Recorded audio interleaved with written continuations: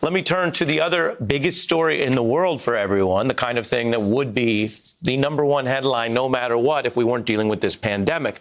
And that is the economic issues that we are facing as a nation for a long time to come. Couple points for you to consider. Number one, lawmakers now gather routinely in masks and gloves in this country.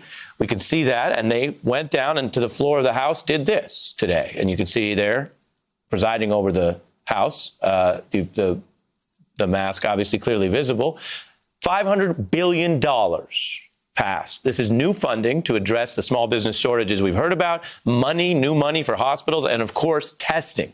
4.4 million Americans, meanwhile, are now additionally unemployed. That is a jump up from last week. The total number now, 26 million people have become unemployed in the last 5 weeks. And we are seeing surges in all kinds of humanitarian challenges. Food banks around the nation facing huge demand. Many Americans simply do not know where their next meal may come from.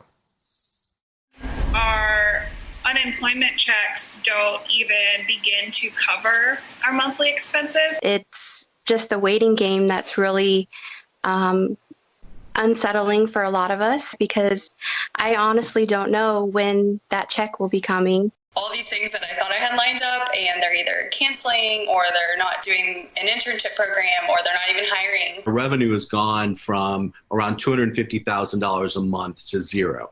And it's been super scary. We have a very special guest for what we are facing. Former Labor Secretary Robert Reich is an expert on these issues. His latest book is The System Who Rigged It, How We Fixed It. Obviously, he has literally led the federal oversight of labor in America and is a renowned economic voice. Gene Robinson's still with us. Robert Reich, let's start with the big picture. When we say 26 million people are newly unemployed, and the vast, vast majority, through no fault of their own, it is just classic macroeconomic problem, not that they lost their job because of what they did. What does that mean for long-term recovery and changing the way our current system tries to support people who are in this position? We don't have very many supports in place, Ari, and that's one of the big problems. The country is not prepared in terms of social safety nets to handle this degree of unemployment. You know, we are heading very rapidly toward 20 to 25% of our workers not having jobs. And we haven't seen that degree of unemployment since the Great Depression of the 1930s.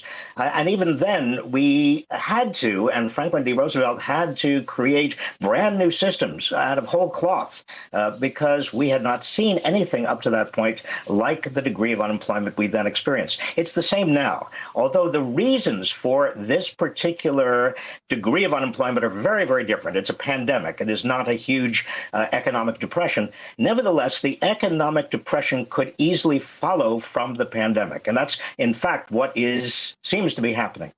Hey, I'm Ari Melber from MSNBC. You can see more of our videos right here, or better yet, subscribe to our YouTube channel below. You could have been anywhere in the world, but you're here with us, and we appreciate that.